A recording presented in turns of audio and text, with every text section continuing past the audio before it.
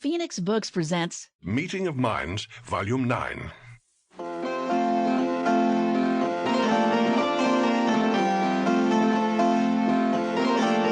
Welcome again to Meeting of Minds, in which various distinguished figures from different periods of history come together to exchange views on important questions. The special theme of our program this evening entitles us to call it Shakespeare on Love. And now, here is your host, Mr. Steve Allen.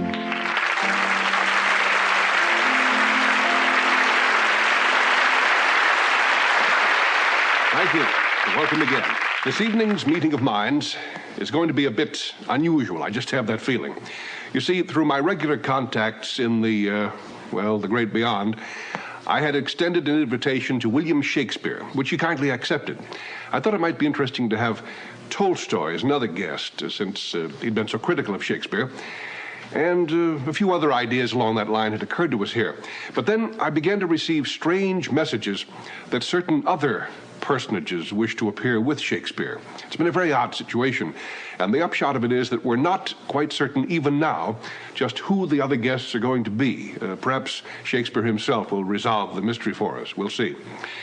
Or, inasmuch as Shakespeare is considered by many to be both the world's greatest poet and also greatest dramatist, it might be worthwhile to simply interview him alone for our first hour, and then just hope for the best as regards part two of our discussion next week. You'll note that I did not make the flat statement that Shakespeare was the greatest dramatist and the greatest poet. I said he was considered so by many. Now that raises an interesting point which emerged from our recent conversation with Aristotle, Sun Yat-sen, Elizabeth Barrett Browning, and Machiavelli, that in assessing any personage from past ages, we generally take into account the final verdict of history, and consequently overlook the fact that not only during their lifetimes, but even subsequently, the world jury that voted that verdict was by no means unanimous. If there were such a thing as a planet all inhabitants of which were purely rational, this would very probably not be the case. But as we know to our sorrow, ours is a planet on which the light of pure sweet reason glows very feebly and fitfully.